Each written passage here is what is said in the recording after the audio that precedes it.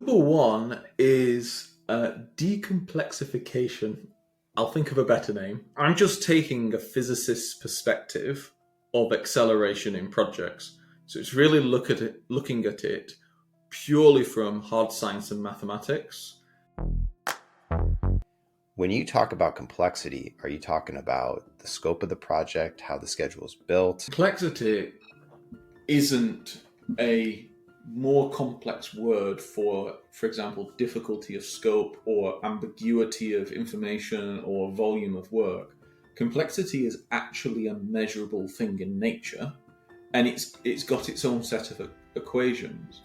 And essentially, complexity is the interconnectedness of things. In physics, is that when for a given system, when the complexity or the interconnectedness number gets to a certain level, the system starts behaving differently than when it was smaller. What you just said to me was just go delete more relationship ties. Go into P6 and just start hacking away. Does that actually solve the problem of complexity, or do you need to do something that is actually more fundamentally changing to the project? Complexity works on the network, not on the node. So, for example, if I had two projects, both of them had the same number of tasks and the same uncertainty, but one was more complex or more interconnected than the other. If you run a Monte Carlo simulation, the one that's more complex would be worse. This shouldn't be a surprise to anyone. It's if you have less stuff that can go wrong, you should finish earlier than if you have more stuff that could go wrong. Yeah. Like, it's people know this. It's the same in sports where you're like, just get the basics right. Don't try and excel at the complex skills. Just get the basics really, really right and do them repeatable all the time. It's that kind of principle.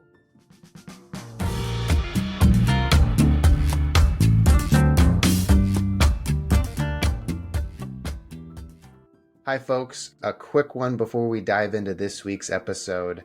Our book, The Critical Path Career, How to Advance in Construction and Planning and Scheduling, is out now, and you can order it on Amazon.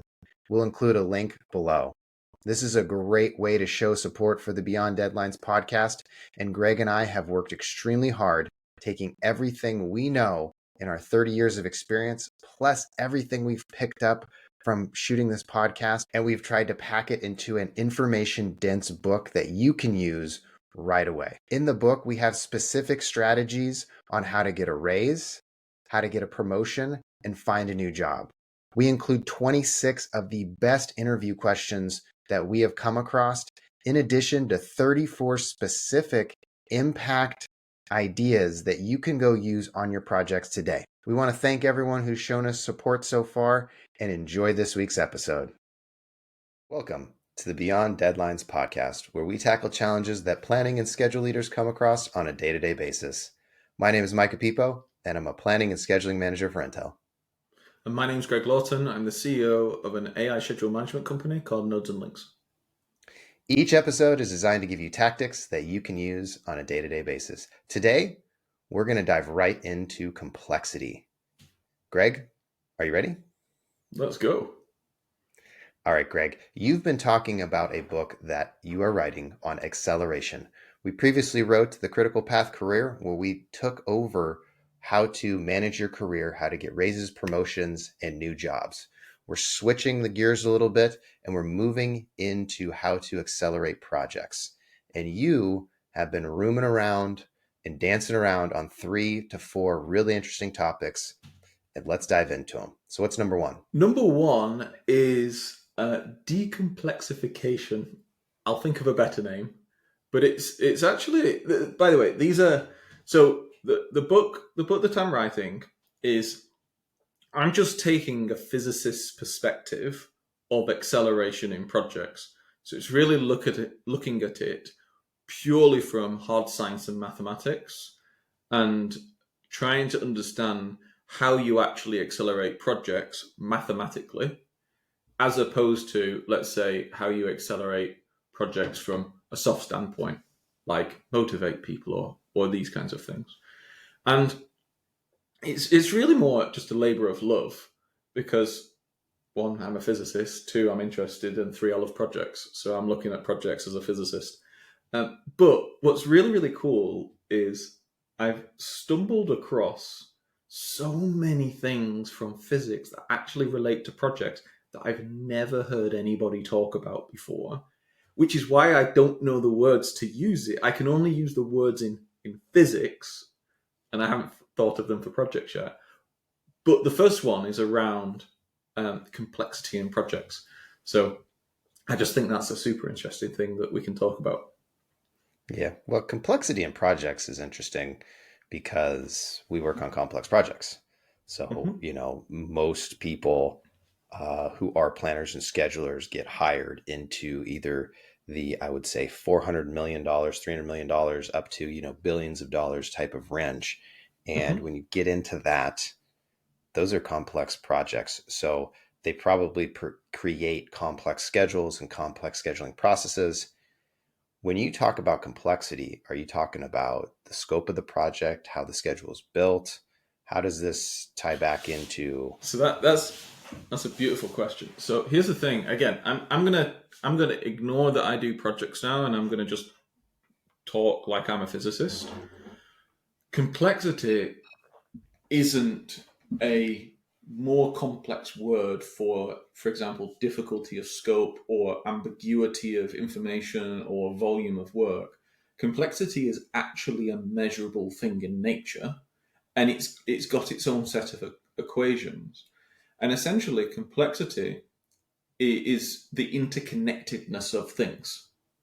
So, for example, if I wanted to measure the complexity of a network, so let's say you have three people, and those three people could talk to each other with one way. So, as in verbally, then person one talks to person two to person three to person one. You've only got three methods of communication. So the complexity of that is low compared to, for example, if you have five people, then it grows significantly. So you've got one to two, two to three, three to four, four to five, five to one to three, one to four, two to four, two to five, etc. So you can see that the number of interconnections grows much faster than the number of nodes, and it creates a huge amount more complexity. Anyway, so I'm actually talking about a very specific thing, which is the interconnectedness number of the schedule. And here's the thing in physics is that when for a given system, when the complexity or the interconnectedness number gets to a certain level, the system starts behaving differently than when it was smaller. You get what's known as emergent effects. So an extreme kind of example is intelligence. So it's just neurons that are connected and sharing pathways, and at some point you've got personality and things coming out. But a much more fundamental one is in physics is what's known as entropic forces. So, for example, how springs work. Like why when you stretch a spring, it actually snaps back on itself. That is actually a result. It's so an entropic force is something that's not a fundamental force of nature. It's something that arises from the interconnectedness of things based on a fundamental force. Okay, well, putting physics and go Slinky go aside. Yeah. Shout out to anyone who's an Ace Ventura fan. There's probably not many. When we're talking about complexity in projects and we're starting to look at the interconnectedness of them and we're looking at acceleration, I guess what you just said to me was just go delete more relationship ties. Go into P6 and just start hacking away. Does that actually solve the problem of complexity, or do you need to do something that is actually more fundamentally changing to the project? So it depends. So here we're making the example. We're making the assumption that the data is a very close reflection of reality. So you could just go in there and delete all the plans, but that wouldn't. If that's not reflective of what's actually happening, you're not deleting complexity. You're simplifying data to the point where it doesn't reflect the underlying nature of the environment you're trying to model. Well, first of all, I'll talk about mathematically what does complexity do in projects. Well, it only works on acceleration types that take into account variability. So if you're doing, for example, critical path method or single critical path method, or you're tracking progress by things like S curve, it would have no impact on that type of acceleration. But if you're looking at, for example, stochastic acceleration like p positions, so you've run a Monte Carlo simulation and you're looking at p positions, what increased complexity does is it pushes the entire curve out later and it makes long tails longer. So it makes everything a little bit slower and a little bit worse. So, to your point, yes, what we're looking to do if you want to accelerate a project by decomplexifying it, which is why I started calling it that name, is you want to correctly start slashing out interconnectedness. Now, how you do that, I don't know. It depends on the project, doesn't it? Like how do you just stop two things being related to each other? After half a cup of coffee, I think the word you're looking for is simplifying. Yeah. But you know what? That might not sell the books, folks. You let us know. You let us know what word you prefer. I think when you go back to, I want to quickly go back to when you're talking about P positions in Monte Carlo, because that can, for some people listening, we jumped into a realm where that may not have resonated, and you can play it back to me and let me know if I'm talking about this right. But I'm running a risk analysis and I'm using different duration uncertainties, let's call it that, right? Yeah. Just kind of simplify it down, right? And maybe on a regular project, I'm looking at like a 90, 110, 120 type distribution, right? So, 90, on the lower side, we're beating our durations by 10%. Most likely we're about 10% over. And in the worst cases, we're kind of 20, 30% over, right? Now, when you start talking about complexity, let's say we go look at our project and those relationship ties and how the project's laid out is signifying that this is a more complex project than previously. What you're saying is hypothetically, I should actually be bumping up those duration uncertainties, at least on the likely to worst case scenario side, because that's actually what's going to increase my tail end. Not quite. Very close, but not quite. So complexity works on the network, not on the node. So, for example, if I had two projects, both of them had the same number of tasks and the same uncertainty, but one was more complex or more interconnected than the other.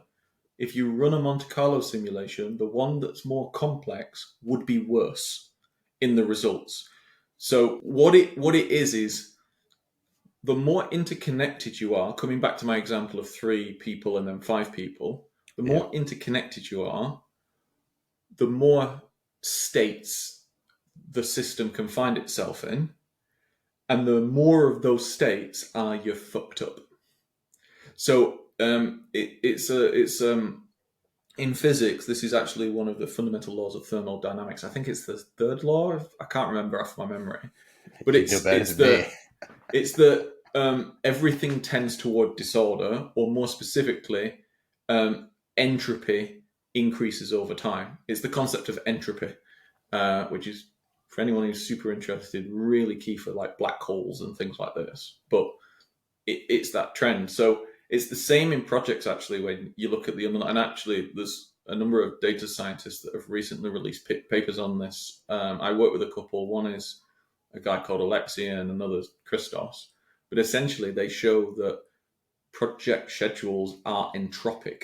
They actually do tend towards disorder, and the more interconnected they are, the more they tend towards disorder, and disorder in schedule land is late. So it literally is just projects that have just one-to-one-to-one relationships are more predictable and less delayed than projects that have branches. Fact. That should give people food to chew on how to build schedules and think about how to execute projects, because I go back to the tried and true kind of schedule levels type diagram. where you have at the top, you have milestones, and then you have level 2 schedule, kind of some bars, and level 3, some more detail after that. And level 4, like a full blown out detail schedule. And level 5 is, I think you get down to like almost hourly. But I think in each of those levels, you can take a perspective of this is going to be more complex, and how can we simplify the execution of this? Mhm. How can we simplify, the, how this goes together? And really this starts to play into like the commissioning side, wherever all rivers meet. At a certain point in time, you Yep. need power, water, any other utilities that you might need to have will all connect at the end at commissioning. And so, yeah, I think it gives people quite a lot to think about on the complexity side. You actually said something there that I think I might steal for the book, because obviously I'm approaching this from a first principles of physics perspective, but the takeaway is actually the subtleties to it. The takeaway is what you said, which is one of the methods of acceleration is simplifying, because complexity, which is the opposite of simplicity, mathematically slows down projects. So, this shouldn't be a surprise to anyone. It's Hmm. if you have less stuff that can go wrong, you should finish earlier than if you have more stuff that could go wrong. Yeah. Like, it's people know this. It's the same in sports where you're like, just get the basics right. Don't try and excel at the complex skills. Just get the basics really, really right and do them repeatable all the time. It's that kind of principle. Yeah.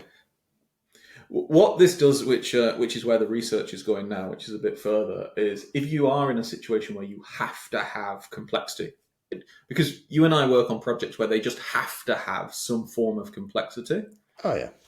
then there's it's actually how you manage that complexity therefore changes. So there's something called the G number, which isn't named after me, by the way. It was actually coined by someone else, but it's the G number, which is the measure, and it's the tipping point where directive management, so identification of a critical path and management of a critical path, is optimum, versus incentive management, where you don't know where the critical path is going to be, so you just Yeah. incentivize everyone to be more predictable, so you reduce the uncertainty. And the G number is the mathematical tipping point where incentivization becomes more valuable than directive. Interesting. Very, very interesting. Lots of food for thought there. Any other acceleration? We've talked a lot about different techniques, different possibilities. What else is physics hiding that the PMI manual isn't providing us? Um, there's a lot. There's a lot. But I another one which is related to, I might call it simplification, rather than decomplexifying. But the physics, like the mathematics, is the I'm mathematics of glad we're complexity. So I hashing don't this know. out. I'm glad we're hashing this out, like out for people to see like how people come up with names of things, so everyone can like see, how Greg minds work, where he's like the decomplexifying of the neuron pathic I trip like of I blah blah liked blah. I like decomplexifying because it's an ironic title. Yeah, It's a complex it title. is. It is. Yeah. There may be a The simpler word for that. but, but why not be a hypocrite in your own book? We all got to live our best lives, folks. The other one which I found really really interesting was another technique called impact avoidance. So there's a whole host of techniques around uncertainty. One is long tail slicing, where you take the long tail distribution of uncertainty measures and you try and essentially cut off the events that could lead to a long tail, because long tails are what blow out p positions Yeah. and things like this. Well, let me just, for people in the crowd who like you're not a risk, you haven't dove into risk, and you haven't really grabbed a huge understanding of it. And Greg, feel free to correct me if I'm wrong. But essentially, just imagine kind of like a sloped hill, and on each side of the slope hill are probabilities where your project could potentially finish. And in the middle of the slope hill is where most likely that's where it's going to finish. But then as you go out and it slopes down, on one side of the graph, one side it's how early it could Mhm. potentially finish, and on the other side is how late it could potentially finish. Now, in large scale capital construction that is of high magnitude and fairly complex, they typically don't finish early. So we don't talk a lot about that side of the graph. However, that could be a good book idea. On the other side of the graph is how late it could be.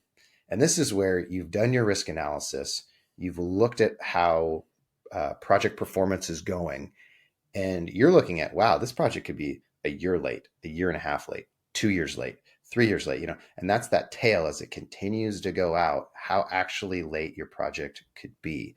So that's when Greg's talking about that long tail, that's what he's talking about. The probability that your project is either going to finish on time or blow out. That's pretty spot on, and that effect happens not just at a project level, but also at a task level. So if you actually measure across millions of tasks their performance against forecast, which obviously I run a data science company that does this kind of stuff, so I get to see that kind of thing. It does that exact graph. So like when people do a plus or minus 10%, so rather than saying, oh, I think this task will take 10 days, but it could take 9, it could take 11, that's oversimplifying the world. There's a very small chance that it could also take 100 days. And it's that very small chance of that long tail that is a really, really big mathematical problem for these projects. Anyway, so that's one of the techniques where you're trying to kind of cut off all of that long tail. But impact avoidance is a technique where you just don't even bother to engage with the problem in the first place. It's I'm just not accepting that scope of work. I physically just will not do that bit of the project or won't do that project. Now, a lot of people, I was trained in this regard actually, where it's, if you it's actually more about what you refuse to do rather than what you actually accept to do that generates the vast majority of your profits.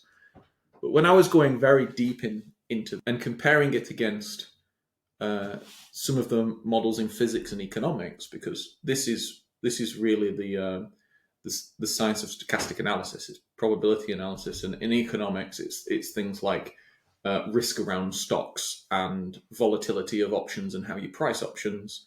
So, for example, one of the models is called the Black-Scholes model, which got the Nobel Prize, which was the first model to actually price options on stocks. Anyway, when you go deep into that, there actually is a core concept that I've never heard in project management before, but it seems so fundamental, which is people think that impact avoidance is about being extremely risk adverse. And actually, it's not. Impact avoidance, so just refusing to deal with things that generate long tails, is actually about avoiding meaningful speculation about the future consistently over a long period of time. And if you think about that, it changes an unbounded problem, which is, will this stock go up or down over time? That's speculation, into a very bounded problem, which is, I refuse to deal with speculation.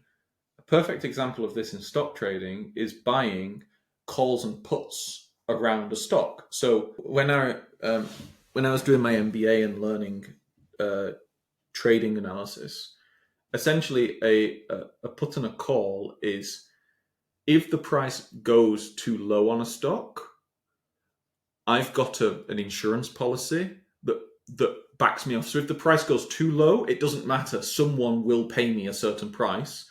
And the other end is, if I'm selling stock and the price goes up too high, I've got an opportunity cost that I've sold it too cheap, and someone will pay me a high price. So I'm actually not speculating about the future at all, because I've bounded both my up and downside. Anyway, when we're talking about projects, and if you think about this, I've never really come across a person whose role it is to analyze what speculation has gone into a bid and just refuse to put that forward. There's people who do it, and those people are like very valuable project managers, commercial managers, procurement managers, etc. But it's actually about a frame of thinking, and I've never seen this taught. Like, most people bidding are very optimistic. Now, Yeah. optimism and speculation avoidance are not the opposite. Speculation avoidance is not pessimism. Speculation avoidance is actually just going into the logic and going, you have no clue what you're talking about. We got to slam this home into the project because part of me feels that this is already happening and it doesn't create any positive outcomes on one side of it. It seems to me like you're like, well, we're in a cold zone. I mean, we can't dig in the ground 3 months of the year. So like, That's eh, speculation. That's if it speculation, though. gets if it gets cold, is it speculation? I mean, It is speculation unless you've unless come you to me have and what the said, weather. I've tested it and we physically can't. At which point, that isn't speculation. That's Hmm. extrapolation based on evidence. So it's little things like that. So if I created, a list of 30, 40 risks on a project, you know, you could go down that list as a first pass and say speculation, evidence based. That weather one. Yeah. Hey, Greg, man, here's the tables. Like, dude, ground's frozen. And you'd be like, okay, check. But then if I came and said another one like labor, is constrained. Well, how constrained I'll give is you a it? perfect example actually, because this way it goes. Weather is always speculation because you cannot categorically say what the weather will do. However, if you came to me with a weather evidence of historic weather and an insurance policy, that's now no longer speculation.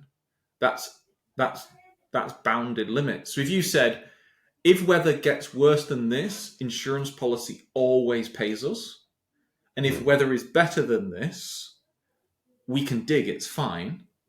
There's no speculation in the future. I'm not speculating on weather then. I know no matter what the scenario, I get paid. Yeah, this is almost like like you've pre-mitigated, like this is bounded's right. I'm just trying to throw terms out there that maybe more smooth brain folks like myself can understand. This is almost to me where because a lot of times it happens after the fact. You have risks that need to get mitigated. And then it's like, well, we'll figure out that mitigation later. Or these are the steps you would take to mitigate it, but it's not actually mitigated. Like I provide you the weather table in your example, that actually doesn't, um, count because we don't know if it's going to hold or not. We have nothing that actually benefits us there. I just know the ground is frozen these 2 months typically, and we can't do anything during these 2 months typically. I still haven't, closed the door on this one. I haven't created something that's an actual benefit later on. And then I Mhm. make a gamble on saying, yeah, I think we're going to be good in month 3, not the two previous months. And if I did do that, I would think in my brain that I mitigated it, but I actually didn't. This is exactly it, and I use an example. I don't know if this obviously will go in the book, but I use an example actually of investing, and I say, okay, imagine I give you $20,000 today, and in 50 years you have to give me $20,000 back. People may think that just sitting on the cash is the safest way, but actually you are passively speculating on interest rates because the purchase power of the money in 50 years will not, so you're not actually giving me $20,000 in 50 years. You're giving me something like $1,000 of purchasing power. So it's these little, as opposed to, so it's actually worse to accidentally speculate about the future than it is to actively speculate about the future, because at least you Mm. know that you're speculating. But the this is the key thing that you and I've talked about this about risk management. A lot of risk management in projects is about just going through process, as opposed to deeply understanding how to have a bigger upside than your downside. The big private equity and venture capital people that I've met in the world, they don't speculate. It's like there is zero way they lose. And it would be a lot longer episode about how they go about that, but there is no way a private equity person who is competent doesn't end up a multimillionaire because of how they work the money. Either they take millions from the funds that people have given them to invest, and that's how they do it, Or the other way is they actually grow that money into a massive amount of money, and they take some of that too. Yeah, I It's just that don't, kind I of don't model. see that. I don't see that strategic thought process that happens, early on in projects, very early on, before you get planners and schedulers involved. That is where I feel like it, from the owner's perspective, there is a lot more extremely strategic positioning that could go on than what is typically done. Most often people have a I'd business agree. need date that they need to hit. So, I need this whatever data center in 18 months to serve up, TikTok cat videos to Tulsa, Oklahoma. Okay, cool. We'll go hit that data center. And then they roll forward with the assumption that that is the date they have to hit. So in the first picking of the date based off a business need, you've already gone off of this trajectory. You have zero impact avoidance built into your first date pick, because you have to hit that date. So you've already bounded yourself to a physical date you have to hit in the future, which you have no idea whether you could hit or not. And then Mhm. all of the pieces after that get put in place, eventually you get to some point where the deck has been set, the game has been picked, and you are forced into that box that you have to live in. So this is interesting because I feel like there's probably a lot more interesting options on the forefront of projects that people don't even seem to consider to go execute on. You're right. There's two things here.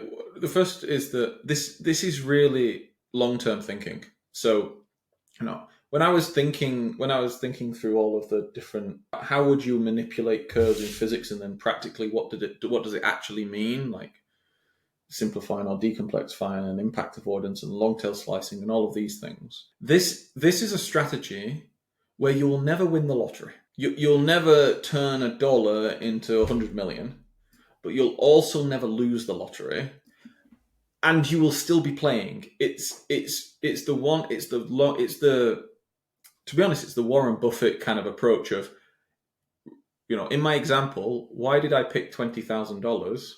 Because $20,000 over the last 50 years would have given you over $1 million in your account today. And $1 million at 50 years old is enough for most people to retire 15 years early. So But it doesn't buy you the Lambo, bro. it doesn't buy you the Lambo, but personally, that's the gift that I want to give to my daughter. I want to guarantee A that Lambo she. or the million No, dollars? no, I'm not going to give her the Lambo. As Oh, in, hot pink I've done the thing. Lambo. Like, it's a bit more, but I'm one of the gifts that I'm giving. Me and my wife are giving to our daughter is, it's in some of it's in guaranteed investments account like bonds, some not. But all things being equal, she will be able to retire at age 50, no matter what. Now, I don't know about you, but I don't know anyone in my generation that isn't sitting on big, big parents' wealth who can do that, or who hasn't worked their absolute ass off and earned millions a year. I'm like, okay, well, that's why I think. But it's the same in construction. Like in the UK last week, ISG went bankrupt. A couple of years ago, Carillion went bankrupt, Yeah. and that's basically this principle not being applied. So, if you're thinking, would a company get really, really big over 50 years, really thinking like this? Yeah, yeah. Because actually, one of the key lessons from private equity and venture capitalism people is the thing that makes you really, really big over time is not dying. That's Yeah. it. Like, you just have to get 5% bigger every year, 10% bigger every year, and just live. It's the Compounding people who returns. go 300% bigger, and then the next year they burn through all their cash and die. Yeah. Yeah, no, absolutely. This is loads of food for thought, an information dense episode. One last thing, if you want to put on your tinfoil hat and go down a deep rabbit hole when you talked about ISG going out of business, the vast majority of graphs and studies and percentages you see on construction productivity tie towards GC profitability, not infield people working. Feel free. I got an article. Go down that rabbit hole. Go down that rabbit wait, hole. Micah, are you telling me that businesses that have been created to make profit will optimize profit as opposed to optimizing other things. No. I mean, maybe. But what I'm saying is those famous graphs that say this is construction productivity versus manufacturing, they measure the profitability of the general contracting companies as the measure of productivity. They are not measuring people swinging Right. hammers and using drills out into the field. And so everyone bangs on about how construction productivity has never increased. It's down. It should keep up with manufacturing. We need all of this innovation, which I'm not hampering innovation. I'm just saying when I've done the research and looked at the US Bureau of Labor Statistics, who put out most of those famous graphs, they don't involve people actually creating widgets. They involve the profitability of these companies. So it's But construction plays a very, that is super interesting. Okay, that's another episode because construction plays a very, very clever game about profitability. It's not about profitability, and actually, quite often they don't want crazy profitability. No. And so anyway, folks, we're out of time this week. If you like this deep dive, feel free to leave us a comment. Let us know. We're happy to go even deeper. This was such a fun episode. We are patiently waiting the next book from the Beyond Deadline series about project acceleration. It's going to be a good one. We're going to talk more about it. For everyone this week, though, have a great one, and we're going to see you on the next one.